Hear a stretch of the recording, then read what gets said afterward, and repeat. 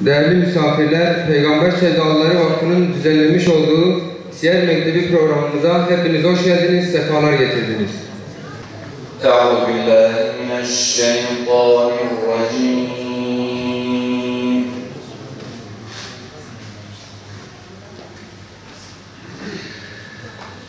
Bismillahirrahmanirrahim.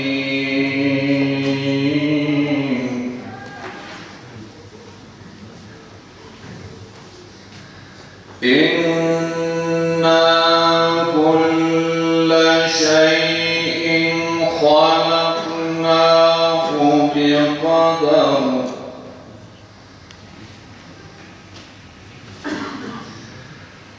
وَمَا أَمْرُنَا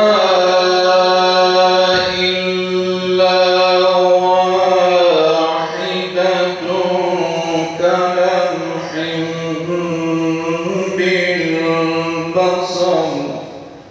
Ammar'ın ailesinden Yasir, Resulullah'ın gözleri önünde işkenceye maruz kalıyordu. O şehit oldu.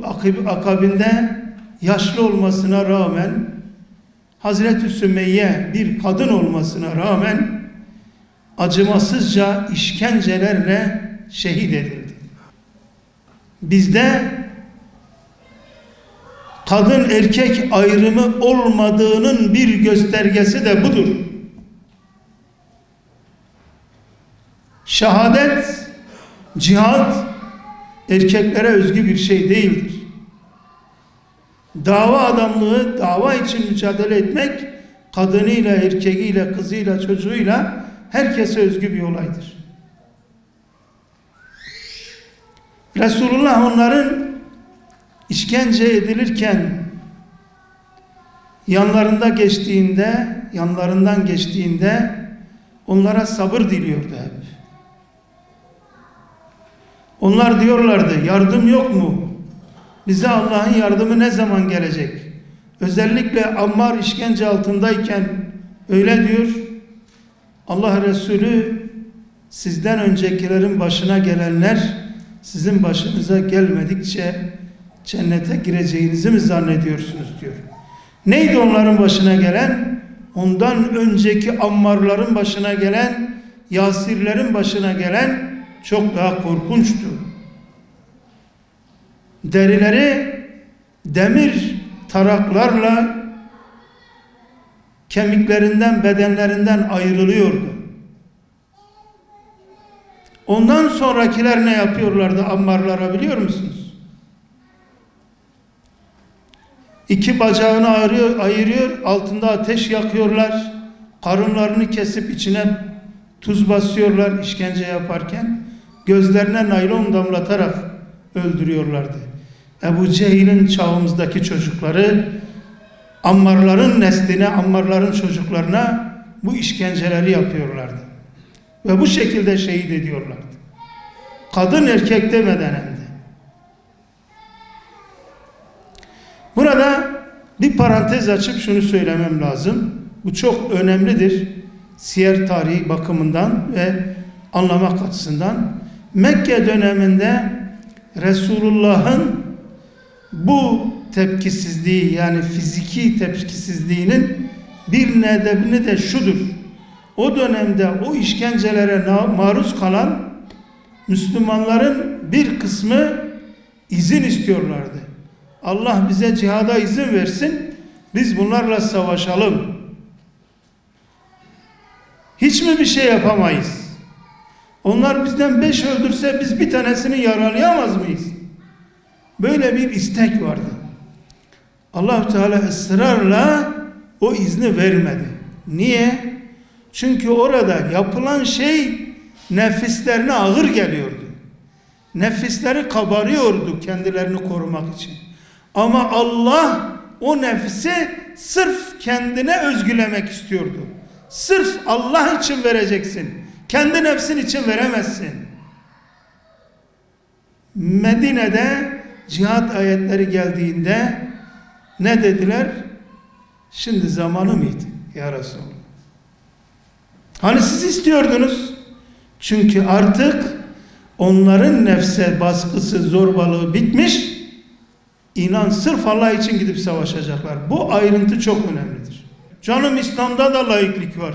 Canım İslam'da demokratik bir rejim istiyor. Canım İslam'da böyle iki evlilik bilmem ne böyle şeyler yok. Efendim İslam'ı olduğundan farklı göstermenin cevazı yoktur.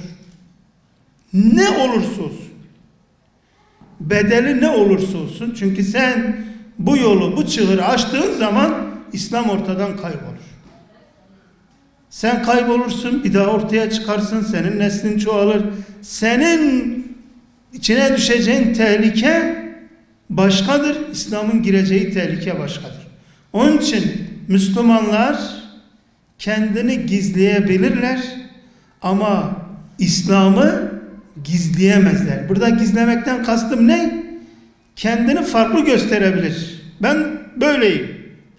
İçi yüreği imanla dolu olduğu halde ciddi bir tehlike karşısında, tehdit karşısında diyebilir yani ben de laikim, ben de demokratım, ben de şuyum diyebilir. Ama bunu derken de şu önemli, şurayı da kaçırmayalım. Dünyevi çıkarlar, menfaatler, koltuklar, servetine servet katmalar için buna cevaz yoktur. Buna cevaz yoktur. Adam bal gibi cehenneme gider, kafir olur. Küfrü gerektiren bir şeyi söyleyip de imanının zarar görmemesinin şartı ikrah-ı mülci altında olmasıdır. Yani ya öldürüleceksin, ya bir uzvun kesilecek, ya bir yakının öldürülecek. Yoksa ben bunu demezsem müdürlük gidecek. Kariyere gitsin yani, müdürlüktür, iştir. Böyle şeyler için bu yola girilmez. Onun için takiyenin fıkhını iyi bilmek lazım. Takiye nedir? Nasıl yapılır? Hangi şartlarda yapıldığında takiyedir? Hangisinde değildir? Bunları iyi bilmek lazım. Bayılıncaya kadar işkenceye maruz kalmış, her seferinde istedikleri şey Resulullah'ı inkar etmek, putlara taptığını söylemektir. Buna rağmen Bilal Habeş'in söylediği bir tek kelime var. Sürekli tekrar ettiği. Ahad, ahad, ahad.